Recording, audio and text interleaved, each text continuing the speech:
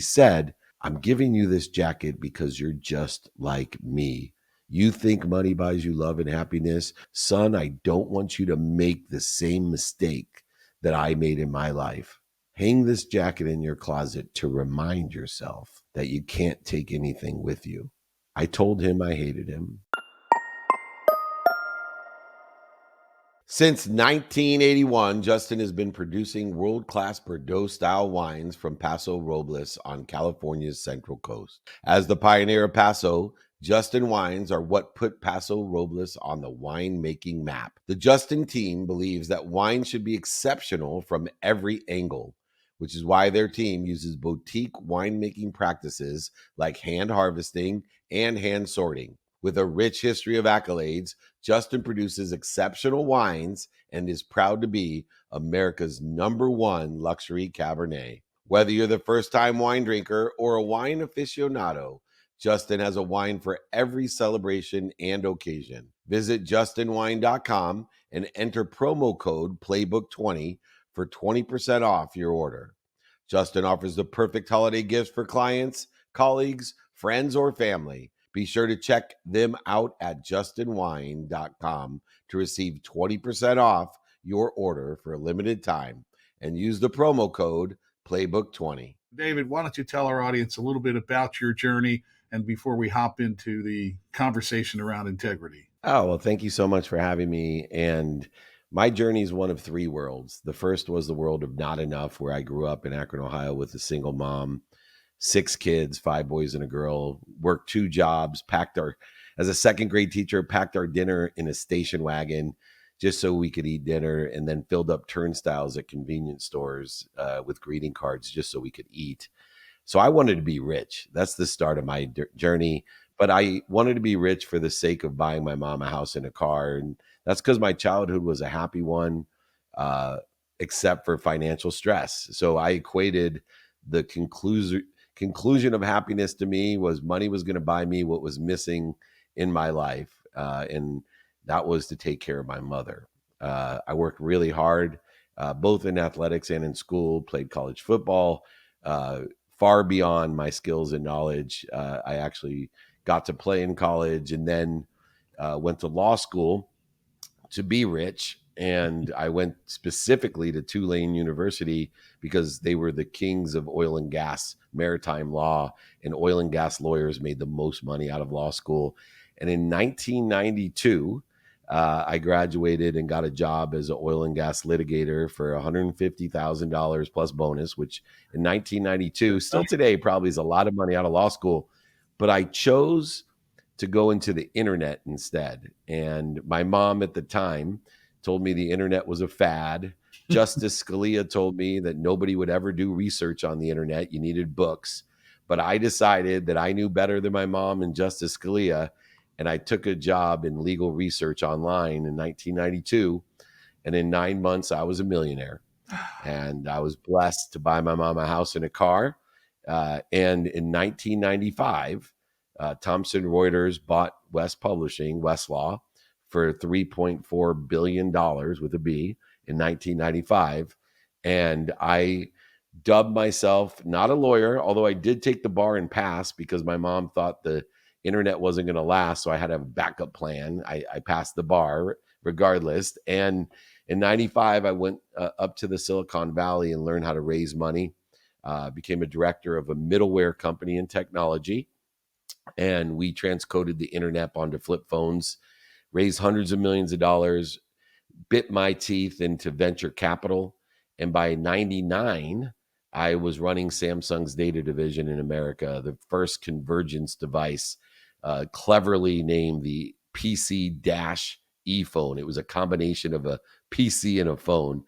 Very creative of us to decide. Samsung manufactured it. Windows operating system, the first Windows CE device. Wow. But that led me to my sports career, ironically. And there's the lesson that I still teach today, that the reason I got hired by Lee Steinberg here in Orange County, most notable for the movie Jerry Maguire being made after our firm, and where I met Warren Moon, the Hall of Fame quarterback, and I became partners with Lee.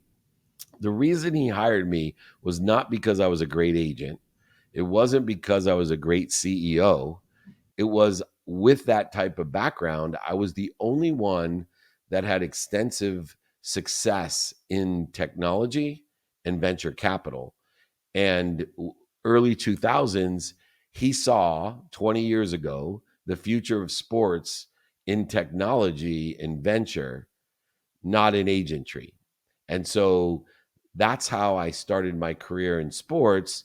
And later on, Warren Moon and I spun off here in Orange County a global sports marketing company called Sports One Marketing, which brought all the famous people to the greatest events in the world to raise money for charity. Our mission is my personal mission to make a lot of money, to help a lot of people. And because both Warren and I love sports, we have a lot of fun. And that has moved me to build a sports originally media company. Now it's a entrepreneurial media company, TV shows, movies, all types. My latest project, I'm remaking, you'll like this, the First and 10 HBO, 8 seasons on HBO with OJ Simpson. First and 10, we're remaking that with a whole different storyline. So those are the types of project. Every project that I do has a charitable component or cause. I'm the chief chancellor of Junior Achievement University. We're celebrating this evening in Santa Monica. We got nominated for a Nobel Peace Prize for the second year in a row. Wow. I am the chairman of Unstoppable Foundation. So any charity you could think of, we will not do something without a charitable purpose or cause along our mission of empowering people to help one another and know people that can help one another. Doing well by doing good. I love the fact of your unabashed approach to making money. Some folks keep that kind of coveted and quiet and under wraps and less than right up front. But coming from where you came, I'm sure their audience is curious. Mom, is she still with us? And can you maybe illuminate a little bit about that home you bought, and does she still live in it? Yeah. I'm so curious Well, learning about that. it's a great journey because I left out one piece, and I'm glad you asked. And it's by buying my mom that house in a car, it confirmed something that wasn't true. I truly started to believe at 25 years old that money bought me love and happiness. And everything I did confirmed that. I married my dream girl from the fourth grade. I had my dream home in Rancho Santa Fe. I had a ski mountain and a golf course. I was running the most notable sports agency in the world. So not only could I afford anything, I was worth over $100 million. Anything that I wanted, I could afford, but I had access to what billionaires could afford to do backstage at concerts and award shows and on the sidelines of the Super Bowl and the back of the cabins with Curtis Strange and others at the Masters. I had access to everything. And in 2008, I had to walk up to my mom's house, which was the only reason I wanted to be rich, and tell my mother that I had lost everything, that I went bankrupt. I forgot to take my name off of her title. So not only did I go bankrupt, but my mom had to move. Oh, boy. This now 16 and a half years ago is the defining moment of my life, because at that moment I realized that money does not buy love or happiness. In fact, I told my mom, why is this happening to me? All I wanted to do was to be rich, to help other people, especially you. Why am I being punished? Mom, I don't believe in God. My mom's a religious woman, and she looked at me without blinking and said, oh, son, you'll be okay. You believe in God. I said, no, I don't. She said, oh, you do. You just believe in the wrong God. And so I had to learn the lesson of wisdom and faith and humility. And from that day, I took stock in my values of who I wanted to become, and looking at what I had learned from my mom, things like gratitude and forgiveness and accountability and effective communication to live an inspired life and inspired others. And I am blessed to tell you that I make more money to help more people and have more fun today, 16 and a half years after I lost over $100 million and had to ask my mom to move out of her home. And my mom is here today, and she knows how much I love her and is so proud of me for the right reasons. You know, I don't want to steal your thunder, but I can hear how your mom fused that articulation into the character that has been woven since. I think of my mom that way. I dedicated my book to her, and yes, I lost her a couple of years ago at 94, so she lived a full life. But yes, to have a mom and a parent like that, whether mom or dad or both, to fuse such power into our lives and perspective and vision, which brings us to the perspective about integrity. And that's probably now a strong part of what goes on in your world. And so I'd like to ask you, how does integrity play a role in your everyday life, both business and personally? It plays a crucial role because my integrity is attached to my belief, my faith in my potential, the truth. And I have shifted my paradigm utilizing integrity. You see, I used to want to be more of everything, more healthy, more happy, more wealthy, more worthy.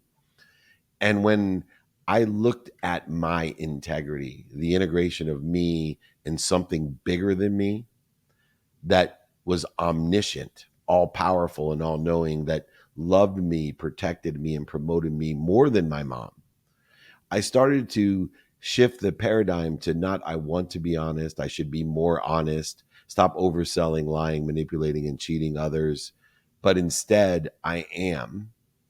What am I doing to interfere with my integrity? And how was fear and ignorance playing a role in my reaction to the ignorance and arrogance and the fear that I had of being truthful with not other people, but myself? You see, once you take inventory of who you are and are honest with ourselves, it's very easy to be honest with other people and to be vulnerable and to illuminate the truth. Uh, it is an incredible thing, integrity.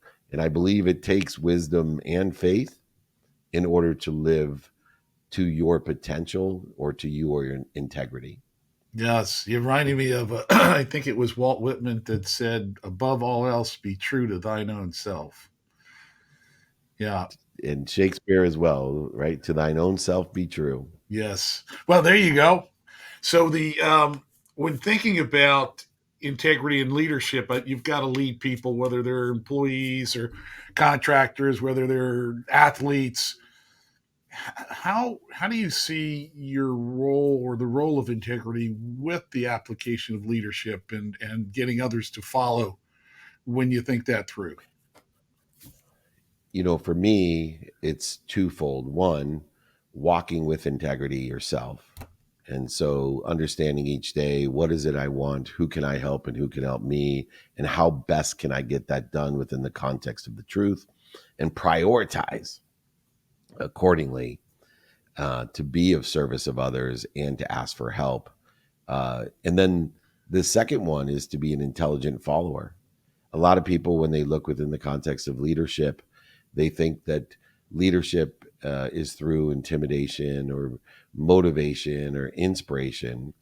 I believe it's through education. And so instead of speaking to people, we speak through them by listening for what they need and aligning what they need with what we and our capabilities and other people's capabilities within our neighborhood, our frequency, our community that can help them. So I spent the majority of my time as a leader, not only a leader of my companies, but a leader in my community, leader in my charity, and a leader in my own family, by being an intelligent follower, by being more interested than interesting, understanding where they are at today, trying to align where they're at today with where and how they want to become. And I have found that through being an intelligent follower and understanding how I could be of service or value to them and how they could be of service or value to me has created an acceleration of where they want to be and collectively where we want to be as a true leader should be. Yes, you're reminding me. We had on the show the CEO from Orangewood Foundation, the nonprofit here helping at-risk teens. And Chris, when we were talking about leadership, he first jumped right in. He said, "My leadership style is through service and servitude to those that follow." And you're reminding me of that. Is how do you caretake that flock, and how do you shepherd them along? And while you're leading, you're actually behind, encouraging. Absolutely. What a beautiful sentiment, and I agree full heartedly. This show is brought to you by BetterHelp. Therapy is a great tool for facing your fears and finding ways to overcome them, because sometimes the scariest thing is not facing our fears in the first place and holding ourselves back. It's helpful for learning positive coping skills and how to set boundaries. It empowers you to be the best version of yourself. It isn't just for those who've experienced major trauma. If you're thinking of starting therapy, give BetterHelp a try. It's entirely online, designed to be convenient, flexible, and suited to your schedule. Just fill out a brief questionnaire to get matched with a licensed therapist and switch therapists anytime for no additional charge. Overcome your fears with BetterHelp. Visit betterhelp.com/playbook today to get a 10% off your first month. That's BetterHelp, HELP.com/playbook. Imagine starting a small business, your first customer, first hire, first real paycheck. But everything isn't just exciting, it's scary. That's where JustWorks come in, the all-in-one platform that supports small business growth. Access seamless tools that help with benefits, payroll, HR, and compliance with transparent pricing. It's time to make payroll painless. Run payroll in 90 seconds or less and automate payments so you can set it and forget it. Did you know in 2023 alone, they processed over 25.6 billion in trusted payroll customers? Don't worry about the paperwork piling up either. They take care of payroll tax documents and reporting to help you stay compliant. Visit justworks.com/podcast to join the thousands of small businesses that trust JustWorks to take care of payroll, benefits, compliance, and more. That's justworks.com/podcast. David, there's times, every one of our guests has had a time where they saw not necessarily themselves lacking the integrity, but they saw the lack of integrity in some interaction, whether it was business or personal. Chances are it's more in business, where the counterparty or parties were not adhering to good principles of integrity. Is there something that comes to mind that you tell our audience about that might give them a little insight as to what to be aware of on the opposite side of integrity? Absolutely. I don't like to talk about others, so I'm going to be completely vulnerable and honest about myself. I surrounded myself with the wrong people and the wrong ideas. But 2 years before I lost everything, I was in a place where I hated my mom, I hated my dad, I hated my best friend, and now I hated my wife because they all were telling me the truth. They were the only ones that were telling me the truth. They told me I was lost. They told me they were worried about me. I wasn't paying attention to my health, my family, and my own job. They told me I wasn't living in integrity. And my response to all of them was, I hate you. How dare you talk to me? It resulted in a moment where I came home at 5:30 in the morning in an altered state of mind. I was using alcohol and drugs at the time, surrounding myself with the wrong people. And I walked into my home in Rancho Santa Fe, and there was my wife waiting for me to tell me she was leaving.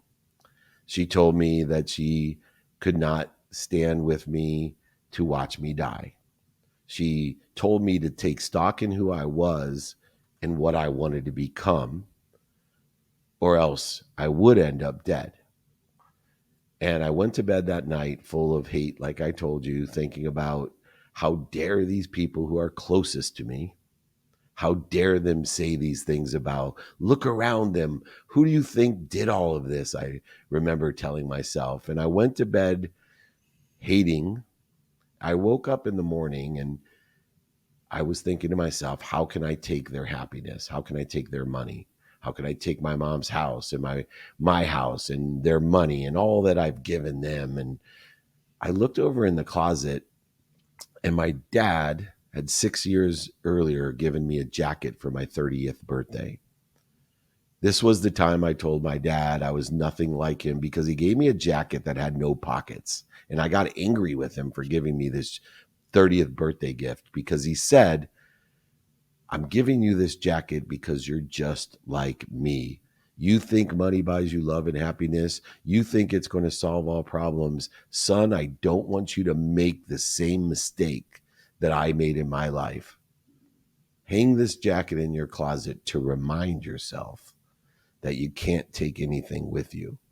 Oh, I told him I hated him. I told him he was a liar, a cheater, a manipulator, an overseller, a back end seller, and I was nothing like him. And I hung up the phone. And there I was on the edge of my bed, looking into my closet, hadn't seen that jacket in years. And this is when God came through me. And as I looked at that jacket, I said to myself, I don't hate my dad. I certainly don't hate my mom. I don't hate my best friend. And I definitely don't hate my wife. I hate myself. I was a liar, a cheater, a manipulator, an overseller, and a back end seller. And I needed to take stock in who I was and what I wanted to become. And so I begged my wife to stay with me. And I'm blessed to say that we've been married 27 years and now have 4 children. She stayed with me. And the greatest blessing, my wife, for people out there listening, when we are dealing to heal the people we love the most, is she didn't give me an ultimatum. When I begged her to stay and I told her I would change, she said to me, as long as I see you're trying, I will stay with you. She didn't say, if you ever drink again, I'm going to leave you. If you ever lie to me again, I'm going to leave you. She didn't give me an ultimatum that she knew I couldn't achieve instantly. But she also knew that if I put my intention into it, if I tried my best and learned lessons, that eventually I would heal. And I'm so grateful, as you know, not only for my mom, but my dad and my best friend, but certainly my wife, who had the courage to tell me the truth. Talk about the power of integrity.